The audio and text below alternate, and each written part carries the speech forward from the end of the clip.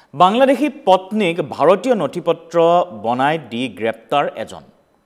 আৰক্ষীৰ জালত মোৰাজাৰ শিৱপুৰ গাঁৱৰ আব্দুল বাতেন চৌধুৰী পত্নী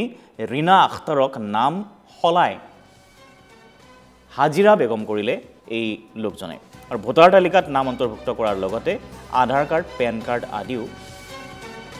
এই ব্যক্তিজনে এনেদৰে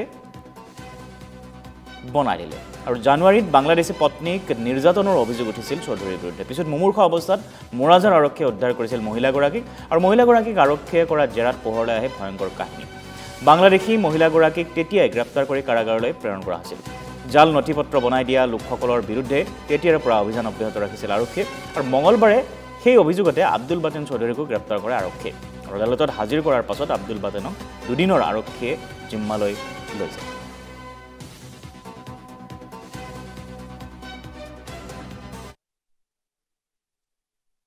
আৰক্ষীয়ে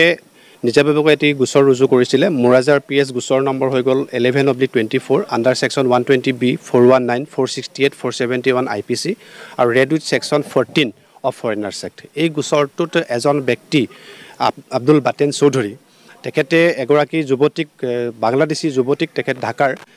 চৌদি আৰবত বিয়া কৰিছিল আৰু বিয়া কৰি পেলাই পৰৱৰ্তী অৱস্থাত তেওঁ ভাৰতত অসমলৈ লৈ আহিছিল আৰু আনাৰ পাছত তেওঁৰ নামটো সলাই হাজিৰা বেগম নাম দি পেলাই সেই মহিলাগৰাকীৰ নামত কিছু ভুৱা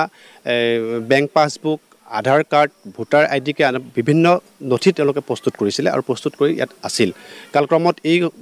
সংক্ৰান্তত যি গোচৰ হৈছিল গোচৰৰ পাছত ৰীনা আখতাৰ ওৰফে হাজিৰা বেগমক হোজাই আৰক্ষীয়ে গ্ৰেপ্তাৰ কৰি জেল হাজতলৈ প্ৰেৰণ কৰিছিল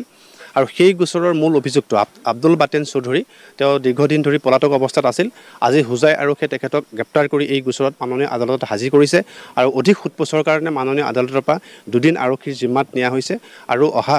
13 তাৰিখে পুনৰ তেখেতক আদালতত